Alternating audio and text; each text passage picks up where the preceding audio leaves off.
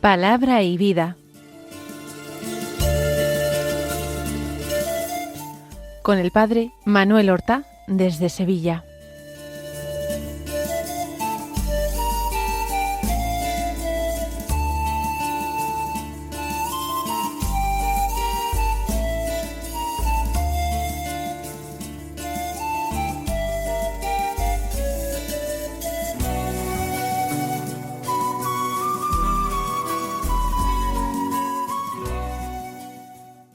En el nombre del Padre, y del Hijo, y del Espíritu Santo. Amén. Alabados sean Jesús y María. Muy buenos días, queridos amigos, oyentes de Radio María y seguidores del programa Palabra y Vida. Hoy es el lunes de la 32ª semana del tiempo ordinario. Este lunes es 10 de noviembre, y en este día la Iglesia celebra la fiesta de San León Magno, Papa, un gran Papa que es padre de la Iglesia y doctor de la Iglesia universal, que nació en Italia, en la Toscana, en una fecha que nosotros no sabemos exactamente cuándo fue, pero que en el año 440 fue elegido para la sede de San Pedro como obispo de Roma, y que fue un pastor extraordinario. De ahí el calificativo de Magno, con que luego lo ha distinguido la historia. San León Magno fue un gran papa. O San Gregorio Magno, también muchos llaman a San Juan Pablo II Magno. Pues es, como digo, un título familiar en la Iglesia para designar a un papa importante, por su enseñanza, por su doctrina, por su tarea de gobierno, por su santidad, por supuesto. Trabajó por la fe y por la unidad de la Iglesia. Ambas cosas son importantísimas, pero nunca se puede supeditar la unidad de la Iglesia a la fe, porque lo que hace a la Iglesia una es que profesa una misma fe, una misma doctrina, tiene un solo Señor, que es la verdad. Por tanto, porque tenemos un solo Señor, tenemos una sola verdad. El católico no es un hombre relativista, que piense que la enseñanza, que la doctrina, que las verdades de fe no tienen importancia, que lo importante es llevarse bien, cogerse de las manos, rezar unidos. Lo importante es esa fe que nos salva. Nos unimos en una misma fe. San León Magno luchó por la integridad de la fe, contra los herejes. Él defendió el dogma de la fe, pero al mismo tiempo tendió los brazos para acoger a los herejes, y defendió la unidad de la Iglesia para que no se rompiera, y abrió puentes para que los que se habían separado regresaran a ella. Ven, integridad de la fe, unidad de la Iglesia, dos grandes ideales, dos grandes deseos del corazón del Señor. Pero siempre la unidad de la Iglesia como consecuencia de la unidad en la fe. Si no hay unidad en la fe, la unidad de la Iglesia será un disparate, será algo falso, algo puramente mundano, algo que nos brinda el demonio engañándonos para que no prestemos tanta importancia a lo que lo tiene más, la integridad de la fe.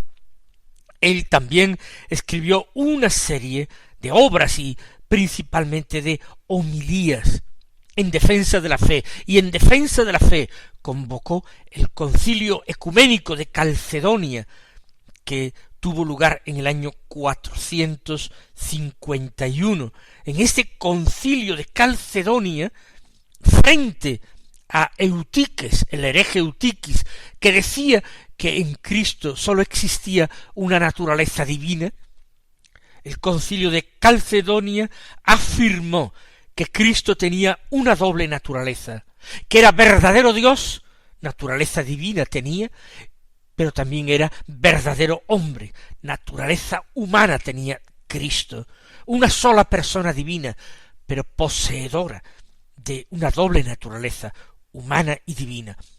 Ese fue la gran afirmación del Concilio de Calcedonia, que mantuvo la integridad de la fe de la Iglesia frente a los herejes. San León Magno murió santamente en el año 461, después de un pontificado largo, fueron 21 años de fecundo y santo pontificado. Vayamos ahora a la escucha de la palabra de Dios que se proclama en la liturgia del día de hoy. Durante muchas semanas hemos escuchado a San Pablo en distintas cartas. Concretamente, hemos dedicado varias semanas a la lectura de la carta de San Pablo a los romanos, junto con la carta a los gálatas, quizás las dos que tienen una mayor importancia doctrinal y que hablan de la necesidad de la fe, de la importancia de la gracia, de la justificación, de la salvación. Ahora vamos a cambiar totalmente el estilo. No vamos a seguir leyendo a San Pablo, pero ni siquiera tenemos una lectura del Nuevo Testamento, sino del Antiguo Testamento. Estamos hablando de que hoy empezamos la lectura del libro de la sabiduría, un libro sapiencial, un libro que curiosamente ayer domingo se nos ofrecía en la primera lectura. Eso sí, se ofrecía un texto del capítulo 6 y hoy nosotros comenzamos el libro desde el principio. Del capítulo 1 vamos a leer los versículos 1 al 7, que dicen así: Amad la justicia, gobernantes de la tierra, pensad correctamente del Señor, y buscadlo con sencillez de corazón, porque se manifiesta a los que no le exigen pruebas, y se revela a los que no desconfían de él. Los pensamientos retorcidos alejan de Dios, y el poder, puesto a prueba, confunde a los necios. La sabiduría no entra en alma perversa, ni habita en cuerpo sometido al pecado, pues el espíritu educador y santo huye del engaño, se aleja de los pensamientos necios y es ahuyentado cuando llega la injusticia. La sabiduría es un espíritu amigo de los hombres, que no deja impune al blasfemo, inspecciona las entrañas, vigila atentamente el corazón y cuanto dice la lengua, pues el espíritu del Señor llena la tierra, todo lo abarca y conoce cada sonido. Tenemos que acostumbrarnos al estilo de los libros sapienciales. Por supuesto, saber que la sabiduría en Israel no es un conjunto de conocimientos que proporcionen a la persona que los tenga una gran cultura. La sabiduría no es esto. La sabiduría es el arte de vivir, y diríamos que el arte de vivir de acuerdo con lo que Dios quiere. La sabiduría es el arte de discernir la voluntad de Dios, comprender lo que el Señor espera de cada uno de nosotros. La sabiduría es el acierto en poner en práctica, en realizar aquello que hemos descubierto que el Señor quiere de nosotros. Por tanto, la sabiduría tiene una gran cantidad de matices y, en definitiva, poseer la sabiduría equivale prácticamente a alcanzar la santidad, la docilidad en manos de Dios, la sintonía con el Señor, la unión de voluntad con nuestro Dios. Vamos nosotros desde esta perspectiva a entender lo que hemos leído, vamos a releerlo frase por frase y vamos a desbrozar este camino que no ofrece particulares dificultades. Se exhorta a los que escuchan: amad la justicia, gobernantes de la tierra. Parece que se le está diciendo a los que tienen poder en el mundo, los gobernantes de la tierra, los que ostentan cualquier tipo de poder político, pero también cualquier tipo de poder económico, por ejemplo, o militar. Bueno, pues que amen la justicia. Nosotros inmediatamente pensamos en la justicia distributiva, dar a cada uno lo suyo, ser personas equitativas, que respetan las leyes. Nosotros estamos tan imbuidos que la justicia es la obediencia a las leyes positivas, es decir, elaboradas por los hombres y emanadas de un poder humano, que la exhortación a los gobernantes a amar la justicia equivale a nuestros oídos como una exhortación a ser honestos. Es decir, que los que tienen poder no sean corruptos, sino honestos en el desempeño de su función. Pero la exhortación del libro de la sabiduría va mucho más allá, porque no interrumpamos la frase aquí: amad la justicia, gobernantes de la tierra, sino que sigue: pensad correctamente del Señor y buscadlo con sencillez de corazón.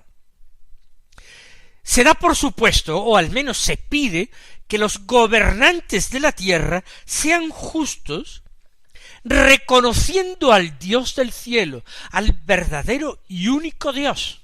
No se concibe siquiera que los gobernantes sean malvados, ignoren a Dios, no le den el culto debido, no procuren que sus mandamientos se cumplan. Eso está descartado. Una persona, por tanto, que no tenga la fe, que no viva unida a Dios, debía ser descartada para el ejercicio de una función pública, para el ejercicio de un cargo de gobierno, y es él mismo, si sintiera su fe vacilante, el que debería tomar conciencia de que no es apto para el ejercicio del desempeño del poder en el mundo. Pensad correctamente del Señor, tened una imagen adecuada de Él, bebiendo para ello la revelación que Él os proporciona.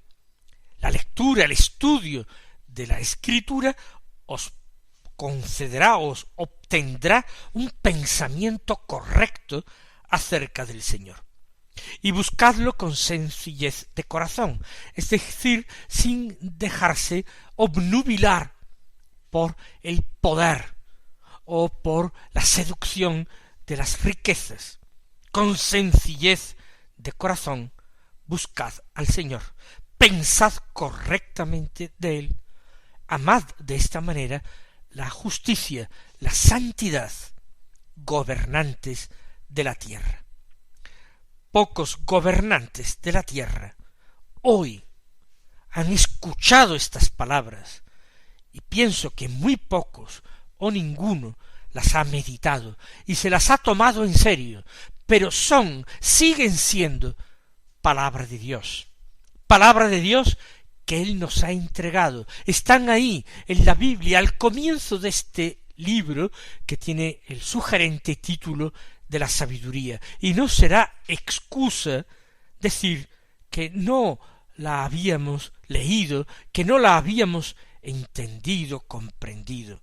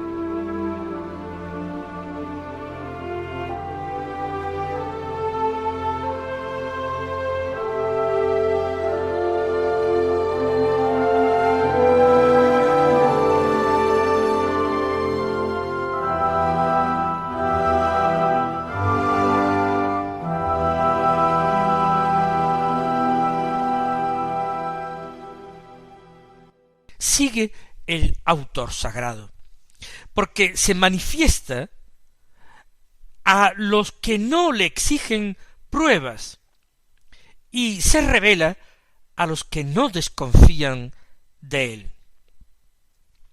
Se está refiriendo a Dios, o quizás a la justicia, que es de alguna manera la santidad, el amor a Dios, el respeto de su santo nombre.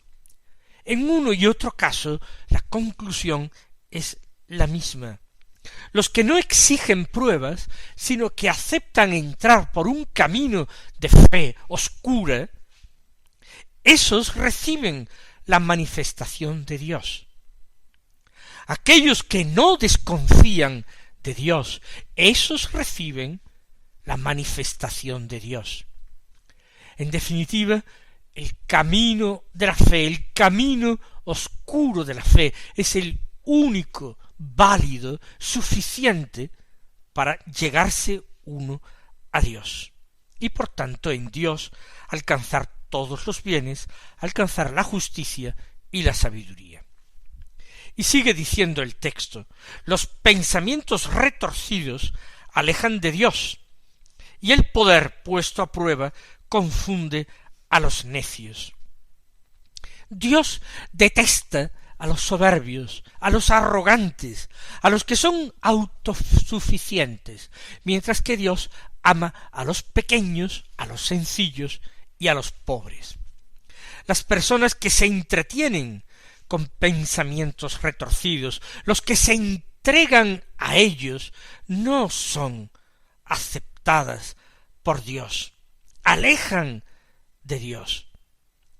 Y el poder puesto a prueba, el poder otorgado y ejercido como prueba, confunde a los necios. Los necios no saben hacer buen uso de él. Muchas veces los malvados no son otra cosa que necios, según la mentalidad, la opinión de este libro de la Escritura. Continúa: la sabiduría no entra en alma perversa, ni habita en cuerpo sometido al pecado. Esto va de sí si entendemos por sabiduría lo que hemos dicho al comienzo de nuestra emisión. La sabiduría, entendida así, no entra en un alma perversa, ni en un cuerpo, en una persona que está esclavizada por el pecado. La sabiduría es aspiración a la santidad, es comprensión de la voluntad de Dios, y es decidida y animosa voluntad de ponerla en práctica. Lógicamente, el alma perversa actúa de una forma diametralmente opuesta. Pues el espíritu educador y santo huye del engaño, se aleja de los pensamientos necios y es ahuyentado cuando llega la injusticia. El espíritu educador y santo es el espíritu de Dios. En aquel momento no se había revelado el misterio de la Santísima Trinidad, pero nosotros podríamos decir que como Espíritu de Dios es el Espíritu Santo.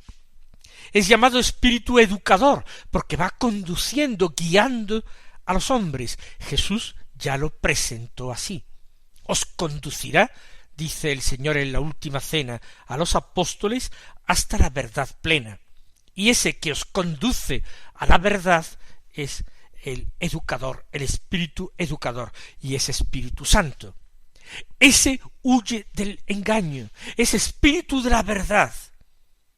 Se aleja de los pensamientos necios, de esos pensamientos del hombre totalmente contrarios, totalmente incoherentes.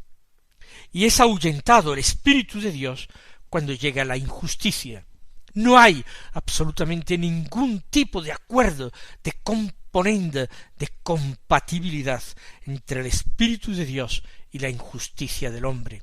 El Espíritu de Dios abandona el alma de aquel hombre que se entrega deliberada y libremente a la injusticia. Sigue diciendo este texto del libro de la sabiduría. La sabiduría es un espíritu amigo de los hombres que no deja impune al blasfemo. Es amigo de los hombres porque proviene de Dios, y Dios es el gran amigo de los hombres. Recuerden las palabras de Jesús: a vosotros ya no os llamo siervos, a vosotros os llamo amigos, porque os he entregado, os he revelado todo lo que el Padre me ha entregado a mí. Jesús no se ha guardado nada, lo ha entregado todo, ha compartido con los hombres, sus hermanos, las riquezas inmensas, infinitas que Dios, su Padre, le había otorgado. Es la sabiduría un espíritu amigo de los hombres, pero no deja impune al blasfemo, al hombre que odia a Dios y lo ofende. El espíritu no lo deje impune, inspecciona las entrañas, vigila atentamente el corazón y cuanto dice la lengua. Recuerden que la misma Escritura nos dice en el Nuevo Testamento que es el Espíritu de Dios el único que puede sondearlo todo, que puede sondear el alma humana y que puede sondear incluso lo profundo de Dios. Inspecciona las entrañas, dice este autor sagrado, vigila atentamente el corazón, no se le escapa nada. ¿Y cuánto dice la lengua? Pues el Espíritu del Señor llena la tierra, todo lo abarca y conoce cada sonido. El Espíritu de Dios está en todas partes, llena la tierra, dice el texto, todo lo abarca, todo lo entiende y al mismo tiempo conoce cada sonido, los que son perceptibles para los oídos y aquellos sonidos absolutamente imperceptibles para el oído, porque son sonidos interiores. Vamos nosotros a pedirle al Señor con convicción, vamos a pedir al Señor con fervor que nos conceda el espíritu de la verdadera sabiduría. Mis queridos hermanos, que el Señor os colme de bendiciones y hasta mañana si Dios quiere.